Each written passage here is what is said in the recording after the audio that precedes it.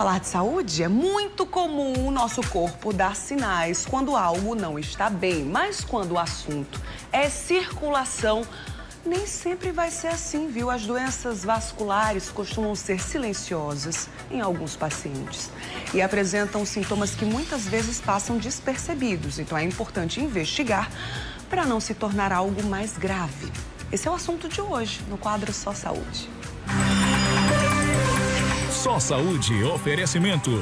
Laboratório Análises, agora também na Rui Carneiro. Eu recebo aqui no estúdio para tirar nossas dúvidas, conversar com a gente sobre esse assunto, a doutora Alice Franca, que é angiologista. Bom dia, doutora, seja bem-vinda, viu? Bruna. Vamos recebê-la aqui. Obrigada. Você que está aí para nós também. Você tem dúvidas sobre circulação, sobre saúde vascular? Compartilha com a gente. Manda aí sua mensagem para o WhatsApp do MD, tá aqui comigo, inclusive, ó, 99105-0400. Você manda sua dúvida, sua mensagem, compartilha um relato. Seu pessoal ou de alguém que você conhece, aproveita aqui nossa especialista, tá? Doutora, quais são os problemas mais comuns quando o assunto é saúde vascular, circulação? Explica aí pra gente. Então, os problemas mais comuns e que são mais visíveis são as varizes, né?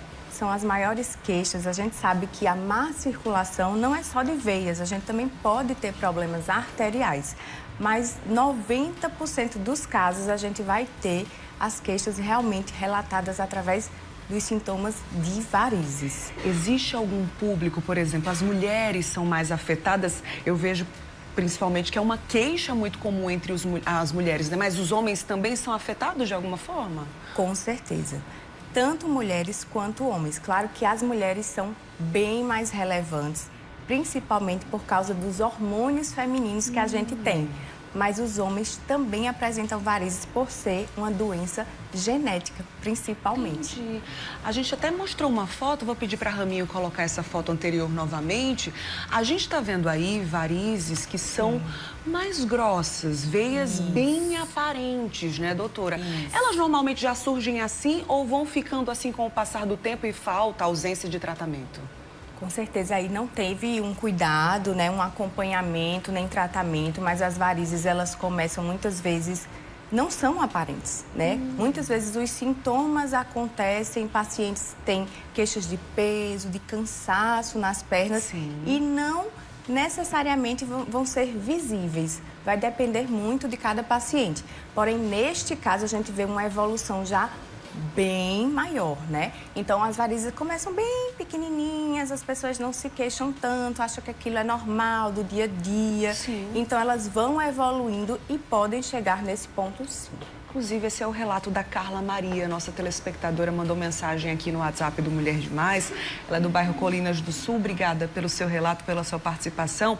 Ela disse que tem dores, cansaço na perna, uma queimação na lateral das pernas. E ela se preocupa muito, sabendo, né, será que pode se tornar uma embolia ou trombose? Pode evoluir para alguma forma mais grave nesse sentido, doutora? Pode, mas não é o mais comum, tá? Certo. Evoluir para uma trombose, uma embolia, a gente já pensa mais em um vaso mais profundo.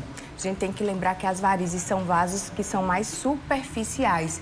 Então, o mais comum é pode haver o trombo, mas é um trombo superficial que a gente chama de tromboflebite, que seria a inflamação daquele vaso.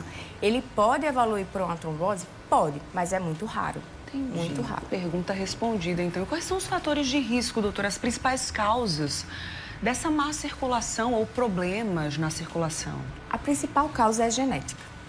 As varizes é importante saber que é uma doença crônica, que a gente não tem cura, mas a gente pode controlar, tá? Então, a gente precisa ter cuidado, além da genética, que nós não podemos mudar, a gente pode alterar alguns hábitos, né? Então, a obesidade vai prejudicar bastante, tá? A falta de atividade física é o principal, porque porque a gente precisa fortalecer o músculo da perna para conseguir que esse retorno do sangue, né, aconteça.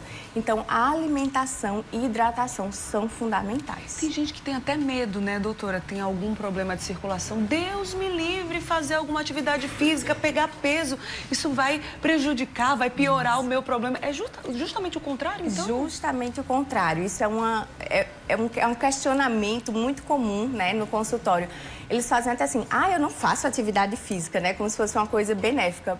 Muito pelo contrário, tá? O fortalecimento da perna, e eu digo sempre, a musculação seria realmente o exercício mais completo para quem quer melhorar a sua circulação. Exercício de força mesmo, né? Isso mais mesmo. uma dúvida, mais um relato aqui, na verdade, de uma telespectadora que também sente dores nas pernas, principalmente quando ela faz caminhada e especialmente no calcanhar direito, ela fica sem poder pisar no chão. É a nossa telespectadora Edilange. Os sinais já estão bem aparentes, né, doutora? O que é que pode ser nesse caso? Olha, veja só, neste caso a gente precisa entender, é uma pessoa que faz comumente atividade física ou se faz de forma pontual? Porque eu sempre digo aos pacientes, quem faz de forma pontual vai sentir queixas em algum momento que faça. Também é necessário avaliar algum problema na articulação, algum problema ósseo. Às vezes são pacientes que desenvolvem inflamação na planta do pé. Sim. Então, não necessariamente isso vai estar associado a problema de varizes, que também é uma dúvida bem importante. Bem comum, né? Mais uma dúvida aqui também relacionada a isso, você vê, né?